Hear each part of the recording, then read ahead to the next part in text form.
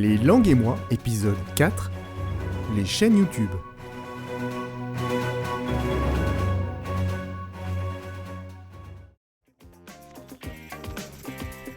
Bienvenue pour ce 4e épisode des langues et moi. Aujourd'hui, je vais te parler des chaînes YouTube qui pourront t'aider dans ton apprentissage des langues et notamment de l'anglais et de l'espagnol.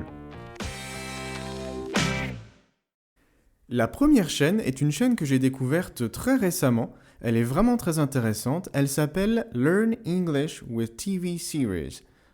Learn s'écrit L-E-A-R-N, English E-N-G-L-I-S-H, with W-I-T-H, TV bien sûr, et les séries, ces séries au pluriel.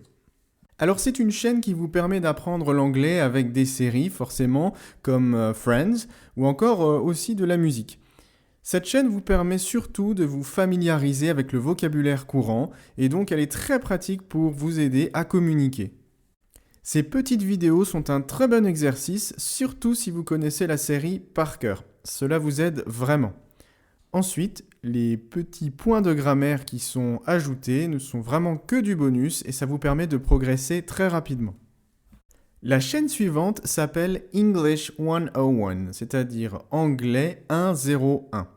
Elle a été déclinée en plusieurs langues, vous pouvez mettre Spanish par exemple et vous aurez Spanish 101 et vous aurez aussi l'équivalent en espagnol.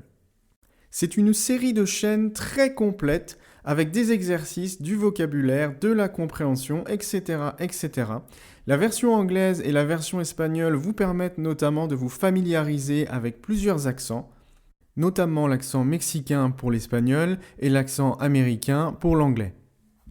Les vidéos d'explication ou de leçons sont très bien faites. Travailler avec ces vidéos régulièrement peut vous aider à maintenir une régularité dans votre apprentissage.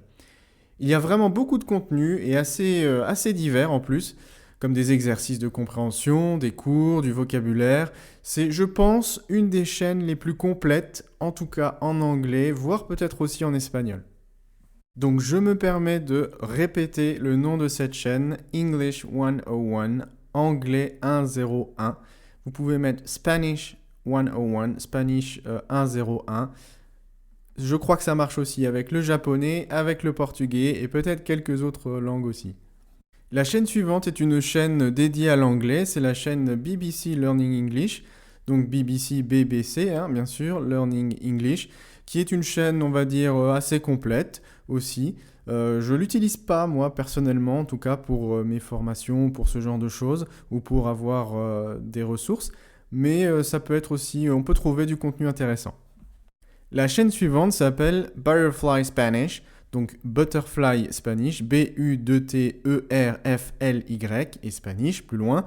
C'est une chaîne d'espagnol qui vous enseigne l'espagnol, qui est aussi assez intéressante. Il y a peut-être un petit peu moins de contenu, ou alors c'était peut-être un petit peu moins organisé. Moi j'ai la sensation que c'est un peu moins bien que Spanish 101, mais c'est à vous de voir, donc ça peut être aussi une alternative.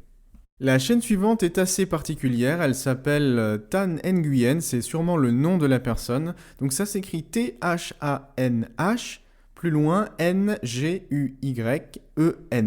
C'est une chaîne avec des TOEIC et des corrections la plupart du temps. Donc ça peut être des exercices vraiment très intéressants pour ceux qui cherchent à passer un examen, le TOEIC par exemple, mais ça peut être aussi le Bright ou ça peut être ce genre d'examen, ça peut vous entraîner. Alors, petite précision, je ne sais pas si cette personne a le droit de publier tous ses TOEIC en ligne. La vérité, c'est que ça fait pas mal d'années qu'elles sont sur YouTube, donc je pense qu'ils ne vont pas disparaître. Donc vous pouvez en profiter. Je répète le nom de la chaîne, T-H-A-N-H, Tan Nguyen, N-G-U-Y-E-N. La chaîne suivante s'appelle Korean Ballet. Ça s'écrit K-O-R-E-A-N et Billy, B-I-L-L-Y. Donc c'est le nom de la personne qui présente cette chaîne. Elle s'articule surtout autour de la prononciation et plus précisément sur les différents accents. L'accent américain, l'accent britannique et l'accent australien. Alors c'est un peu original parce que le présentateur est coréen, c'est un jeune coréen, mais il intègre des personnes australiennes, américaines, britanniques, et il s'amuse un peu des différents accents, des différentes prononciations et du vocabulaire différent selon les pays.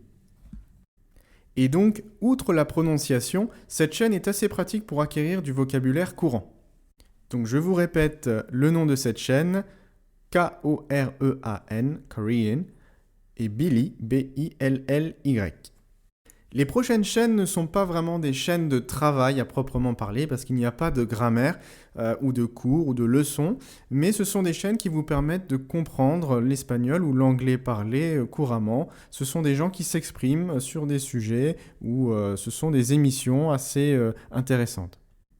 La première chaîne s'appelle Victor Abarca. C'est Victor, V-I-C-T-O-R, Abarca, A-B-A-R-C-A, qui est une chaîne très intéressante pour tous ceux qui adorent la technologie, la nouvelle technologie. C'est en espagnol, c'est un espagnol qui vit aux États-Unis et qui raconte un petit peu sous forme de vlog ou sous forme de petites émissions son quotidien avec la technologie. Il explique les dernières sorties. Alors si vous êtes fan des derniers téléphones, de ce genre de choses, c'est vraiment l'émission qui est faite pour vous. Elle existe aussi en podcast sur une émission qui s'appelle Café con Victor, Café con Victor, et qui reprend un petit peu ce qui est fait sur YouTube. Alors, l'avantage, c'est qu'il parle très clairement. Le désavantage, c'est qu'il parle assez rapidement pour nous Français, mais c'est vraiment très clair. Donc, pour quelqu'un qui a un niveau, on va dire, intermédiaire, à partir d'intermédiaire, ça peut être très intéressant de l'écouter. Vous y ferez au bout de une ou deux écoutes. Ça passe vraiment très bien. C'est du castillan, à mon avis. Je pense qu'il avait dit de quelle région il était, mais il a un espagnol très clair, sans accent particulier ou régional. Donc, ça peut être très pratique pour pratiquer. Pour l'anglais, je vous recommande une chaîne qui s'appelle Paul Taylor, P-A-U-L-T-A-Y-L-O-R. C'est un humoriste très connu, ceux qui regardaient Canal+, le connaissent peut-être déjà. Alors c'est un humour assez particulier, mais c'est vraiment très intéressant. Il parle à la fois en britannique et à la fois aussi en français souvent. Il y a des extraits de son spectacle, donc la plupart du temps c'est sous-titré. Ça va peut-être un peu vite, mais il a un anglais aussi très clair, avec une touche britannique bien sûr, mais c'est vraiment très utile pour comprendre les choses. Il y a un peu de vocabulaire un petit peu grossier, donc voilà, c'est assez particulier, mais ça peut être assez sympa pour s'entraîner un peu.